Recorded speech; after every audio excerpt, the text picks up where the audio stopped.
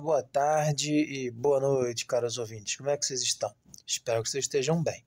Hoje vamos continuar lendo George Orwell, O que é o Fascismo e Outros Ensaios, e já estamos chegando nos capítulos finais. Então vamos lá. Resenha. Nós, de E.I. Zamiatin. Vários anos após ter ouvido falar de sua existência, finalmente tive em mãos um exemplar de Nós, de Zamiatin, que é uma das curiosidades literárias dessa época em que se queimam livros. Procurando por ele em 25 Years of Soviet Russian Literature, tradução livre, né? 25 anos de literatura da Rússia Soviética, de Gleb Struve, descobri que a sua história foi esta. Zamiatin, morto em Paris em 1937, foi um romancista e crítico russo que publicou uma série de livros antes e depois da Revolução. Não foi escrito por volta de 1923, e embora não seja sobre a Rússia, nem tenha conexão direta com a política contemporânea, é uma fantasia que se passa no século 26 d.C., sua publicação foi recusada por ter sido considerada ideologicamente indesejável. Uma cópia do manuscrito acabou saindo do país, e o livro veio à luz em traduções para o inglês, francês e tcheco, mas nunca em russo. A tradução para o inglês foi publicada nos Estados Unidos e nunca conseguiu obter um exemplar. Mas existem exemplares da tradução francesa, sob o título Nos Autres, algo assim. E por fim consegui um emprestado.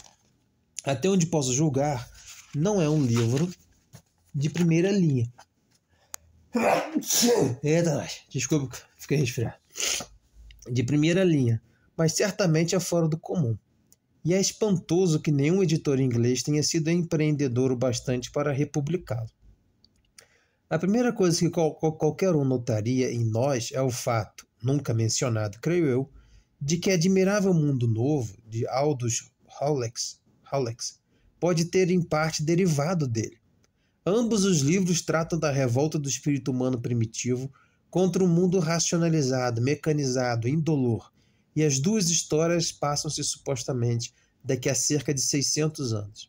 As atmosferas dos dois livros são similares, e, grosso modo, está se descrevendo o mesmo tipo de sociedade. Embora o livro de Huxley demonstre menos percepção política, seja mais influenciado por teorias biológicas e psicológicas recentes. No século XXVI, na visão de Zamiatin, os habitantes da utopia perderam suas individualidades tão completamente que são conhecidos apenas por números. Vivem em casas de vidro, entre parênteses. Isso foi escrito antes de ser inventada a televisão, o que permite que a polícia política, conhecida como guardiões, os supervisione com mais facilidade. Todos usam uniformes idênticos, e um ser humano costuma ser referido ou como um número ou como um uniforme. Vivem de alimento sintético e sua forma usual de recreação é marchar numa coluna de 4 indivíduos, enquanto o hino do Estado Único é tocado em alto-falantes. A intervalos determinados se lhes concede uma hora, conhecida como hora do sexo, em que podem baixar as cortinas em toda a volta de seus apartamentos de vidro. Não existe, é claro, nenhum casamento, embora a vida sexual não pareça ser completamente promíscua. Para fazer amor, cada um tem uma espécie de talão de racionamento com cupons cor-de-rosa, e o parceiro ou a parceira com que passa uma de suas horas destinadas ao sexo assina o canhoto. O Estado Único é governado por um personagem conhecido como o Benfeitor, que é reeleito anualmente por toda a população, sempre com votação unânime. O princípio condutor do Estado é que felicidade e liberdade são incompatíveis. No Jardim do Éden, o homem era feliz, mas em sua loucura ele exigiu liberdade e foi expulso para o deserto. Agora o Estado Único tinha restaurado sua felicidade ao lhe tirar sua liberdade. Até aí a semelhança com o Admirável Mundo Novo é notável, mas embora o livro de Zamiatin seja menos bem montado, tem um enredo bem fraco e episódico que é complexo demais para ser resumido aqui, ele tem um aspecto político do qual o outro carece. No livro de Huxley, o problema da natureza humana é em certo sentido resolvido, porque ele supõe que mediante tratamento pré-natal, drogas e sugestão hipnótica, O organismo humano pode ser especializado da maneira que se quiser. Um trabalhador de primeira linha na área científica pode ser produzido tão facilmente como um epsilon meio idiota. E em qualquer dos casos, os vestígios dos instintos primitivos, como o instinto maternal ou o desejo de liberdade, são tratados sem nenhuma dificuldade. Ao mesmo tempo, não se apresenta um motivo claro pelo qual a sociedade deva ser estratificada de maneira elaborada como a que é descrita. O objetivo não é a exploração econômica, e o desejo de oprimir e dominar tampouco parece ser o motivo. Não há sede de poder, nem sadismo, nem rigores de nenhum tipo. Os que estão no topo não têm motivação forte para estar no topo. E embora todos sejam felizes de um jeito vazio, a vida tornou-se tão sem propósito que é difícil acreditar que uma sociedade assim possa durar. O livro de Zamiatin, no todo, tem mais relevância no que diz a respeito à nossa própria situação. A despeito da educação e da vigilância por parte dos guardiões, muitos dos antigos instintos humanos ainda estão lá.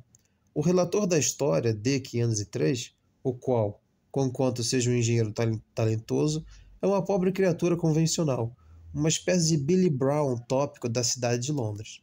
Fica constantemente horrorizado com os impulsos atávicos que às vezes o assaltam. Ele se apaixona, isso é crime, claro, por uma certa I-330, que é membro de um movimento subterrâneo de resistência, e consegue durante algum tempo atraí-lo para a rebelião. Quando irrompe a revolta, parece que os inimigos do benfeitor são de fato bem numerosos, e essas pessoas, além de tramarem para derrubar o Estado, também se entregam, quando as cortinas estão baixadas, a vícios como fumar cigarros e tomar bebidas alcoólicas. D503 é no fim salvo das consequências de sua própria loucura. As autoridades anunciam que descobriram a causa dos tumultos recentes. É que alguns seres humanos sofrem de uma doença chamada imaginação. O centro nervoso responsável pela imaginação foi agora localizado, e a doença pode ser curada com tratamento de raio-x. D503 passa por esses procedimentos, depois do qual para ele é fácil fazer o que sabia o tempo todo que deveria fazer, isto é, trair seus confederados e entregá-los à polícia. Com total complacência, ele vê I-330 ser torturado com a aplicação de ar comprimido numa campânula de vidro. Aí ele vai, retirou esse trecho. Ela olhou para mim, as mãos agarradas aos braços da cadeira, até que os olhos se fecharam completamente. Eles a retiraram, fizeram-na voltar a si por meio de choque elétrico, e a puseram de novo na campânula. Esse procedimento foi repetido 3 vezes, e nem uma só palavra saiu dos lábios dela. Os outros que tinham sido trazidos com ela mostraram-se mais honestos. Muitos confessaram após uma aplicação. Amanhã, todos serão enviados para a máquina do benfeitor. A máquina do benfeitor é a guilhotina. Há muitas execuções na utopia de Zamiatin. Elas se realizam em público, com a presença do benfeitor, e são acompanhadas por odes triunfais receitadas por poetas oficiais. A guilhotina, é claro, não é aquele velho e cruel instrumento, mas um modelo muito aperfeiçoado, que literalmente liquida a vítima, reduzindo-a num instante a uma baforada de fumaça e uma poça de água límpida. A execução é, na verdade, um sacrifício humano, e a cena que a descreve se dá deliberadamente o tom sinistro das civilizações de escravos do mundo antigo. É uma percepção intuitiva, do lado irracional do totalitarismo, sacrifício humano, crueldade como um fim em si mesmo, culto a um líder ao qual se acreditam atributos divinos, que faz o livro de Zamiatin ser superior ao de Hulex. Nossa, o nome dele é meio difícil, tem um X, né? Hulex. Algo assim, Huxley. É fácil ver porque o livro teve sua publicação recusada. A seguinte conversa, que eu abreviei um pouco, entre D503 e I-330, seria suficiente para pôr em ação os lápis azuis da censura. Aí ele vai colocar o trecho aqui que ele deu uma resumida. Você se dá conta do que isso está sugerindo é revolução? É claro, é revolução. Por que não? Porque não pode haver uma revolução. Nossa revolução foi a última e nunca mais poderá haver outra. Todo mundo sabe disso. Meu querido, você é um matemático. Diga-me, qual é o último número? O que quer dizer com isso, o último número? Bem, então o maior número. Mas isso é um absurdo. Números são infinitos, não pode haver um último. Então, por que está falando de uma última revolução? Há outras passagens semelhantes. Pode ser, no entanto, que Zamiatin não visasse ao regime soviético como alvo especial de sua sátira. Escrevendo mais ou menos na época de morte de Lenin, ele não poderia ter em mente a ditadura de Stalin. E as condições na Rússia em 1923 não eram tais que alguém se revoltasse contra elas com base no fato de que a vida estava ficando segura e confortável demais. Zamiatin não parece visar um país específico, mas os objetivos implícitos da civilização industrial. Não li nenhum de seus outros livros, mas fico sabendo por Gleb Struve que ele passou vários anos na Inglaterra e até escreveu algumas sátiras empoladas sobre a vida inglesa. Em Nós, fica evidente que ele teve forte inclinação para o primitivismo. Preso pelo governo czarista em 1906 e preso depois pelos bolcheviques em 22, no mesmo corredor da mesma prisão, tinha motivos para não gostar dos regimes políticos sob os quais vivera. Mas seu livro não é apenas a expressão de uma queixa. É, com efeito, um estudo da máquina do gênio que o homem impensadamente deixou sair da lâmpada e não consegue pôr de volta dentro dela. É um livro a que se deve prestar atenção quando sair a versão em inglês. Tribune, 4 de janeiro de 1946. Então, muito legal, né, ele ter colocado essa citação a uma outra obra literária, mas também ele trazer, obviamente, essa questão do fascismo e da literatura. Quer dizer, no caso, um sujeito escreve uma literatura fantasiosa, também fazendo que nem admirava o mundo novo, né? Uma coisa muito no futuro, de um estado totalitário que comanda todo mundo, que consegue comandar até quem nasce e como vai nascer. Já nesse aí, como ele disse, é muito mais uma questão político-ideológica, né? As pessoas estão seguindo aquela doutrina, não necessariamente sendo controlados psicologicamente e quimicamente, biologicamente, coisas do gênero. Tem um controle mais do Estado, né? E uma coisa que eu achei interessante é que o problema que o Estado considerou ali era a imaginação, né? Ou seja, né, a pessoa tem muita imaginação, faz com que ela não aceite muito aquela condição dela, né? Fica imaginando outras coisas.